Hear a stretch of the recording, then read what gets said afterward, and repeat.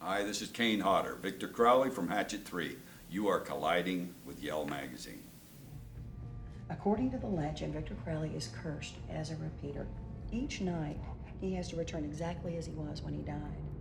Okay, he has to relive the night of his death in an endless cycle over and over again. You can't kill him. He's already dead. It's kind of sad, really. I sawed his body into little pieces. I'm pretty sure he's dead. You haven't killed an interviewer before, have you? Today? No, not today. Okay. You're the first. The first interview, victim. so. Okay. If you did kill an interviewer, how would you do it? Because I want to know how I'm going to die. Well, first of all, you never know how you're going to die, right? That's the whole point. That's fair. And it probably involves stomping your face into the floor. He's cheating. Hatchet 3 was released in June. Yes. How's the fan response been? Fantastic, really. It's, I like the movie so much because it tells a lot, it wraps up a lot of storylines that Adam purposely left open from the beginning, from the first movie. And so the movie is, I guess, really is the final one, because so many things are, brought to a conclusion that I can't imagine how we could go past this, even though I'd love to. But and the biggest thing for me is that Victor, for the first time, in my opinion, looks actually scary. Yeah. Before he looked a little goofy, kind of, weird, but not necessarily scary. And we changed the makeup this time, and I wanted to make his character a little darker. Okay. And just the look of him is way more scary. Mm-hmm. It's especially with the hair. We changed the hair completely. Okay. So instead of being like frizzy and sticking up, it like hangs in my face, Right. like the Undertaker, which I always Right. thought was a cool look. And I think it's really effective. And the violence, as we know, is way over the top, even more so this time. Freeze!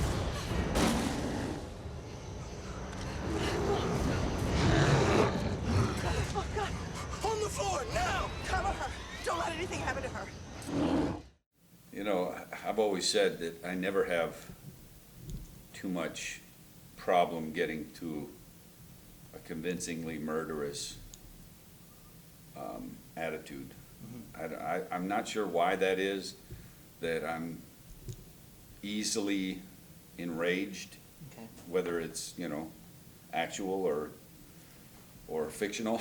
So, I don't know, it's not necessarily a good thing all the time, but on film it works well because I don't have to do a lot of prep to get to that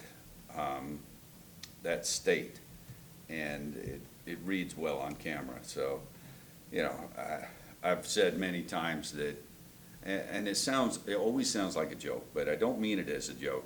If you have most people's personality here, and you have a murderous psychopath personality here, I'm right about here.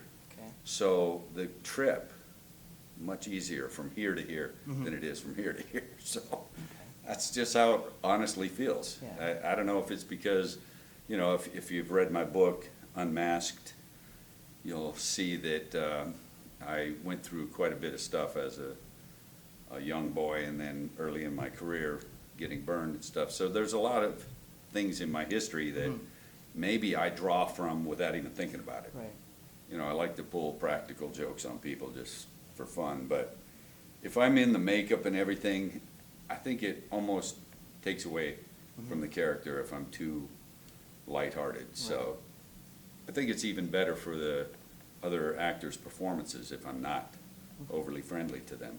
Yeah. And like in Hatchet 1, I was so distant from them that some of the female actresses were terrified before they ever came to doing the scene. And they loved that. They were so scared and hadn't even seen me in the makeup until they're on camera. So their Well, that brings reaction some- is that- yeah. pretty Brings believable that way. authentic, Because I've seen that, you hang around with some of the actors for a while before their death scene comes, and you're friends with them and they're comfortable with you in the makeup. doesn't help the performance. Right. You know, some actors are quite capable of going past that, but, you know, others like to use that. First of all, Adam was there every day. Contrary to what other people say, he was there every day. And even though he wasn't directing, you know, it still got his twist on it. He wrote it, and he was there all the time giving suggestions. BJ was great. He has been in the Hatchet franchise from the beginning, as you know, camera operator. So he was a good choice. If Adam wasn't going to direct, then BJ was a good choice because he knows the films as well as any of us. Right. And, you know, he put his little twist on it. The fact that we shot in New Orleans this time makes it, you know, much more convincing. Got some big, wide, beautiful shots of the swamp, Right. which was miserable to shoot in, but Is it humid and? oh my God. We shot it in June in the swamps at night in New Orleans. I recently wrote a response to an article on another website that said all slasher movies are about raping women, and I defended Wow. I defended slasher movies. The quote was, "Knives are the most all slasher movies are about rape.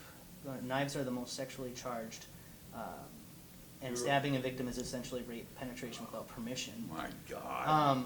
I just would love to hear your take on Fucking on that. asinine.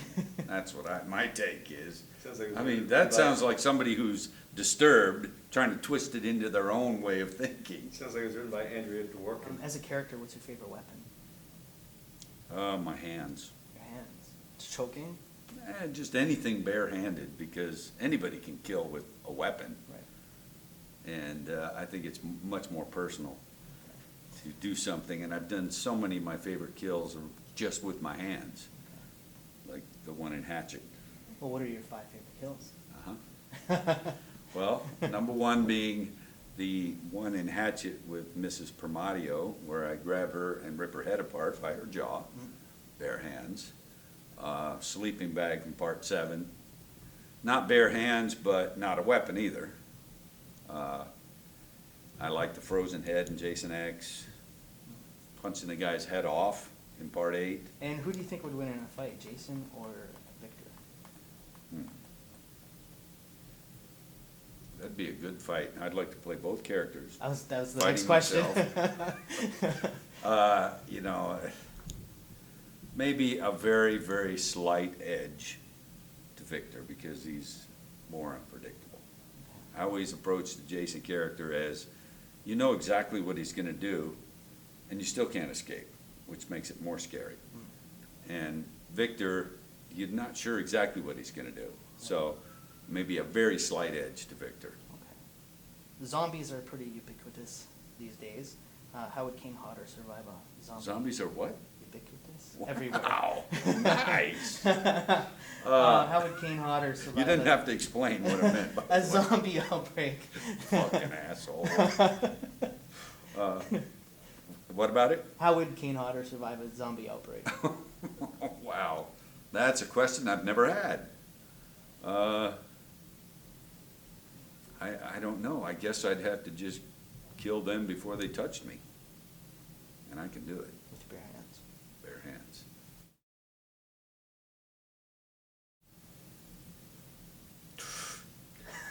No, I don't touch it.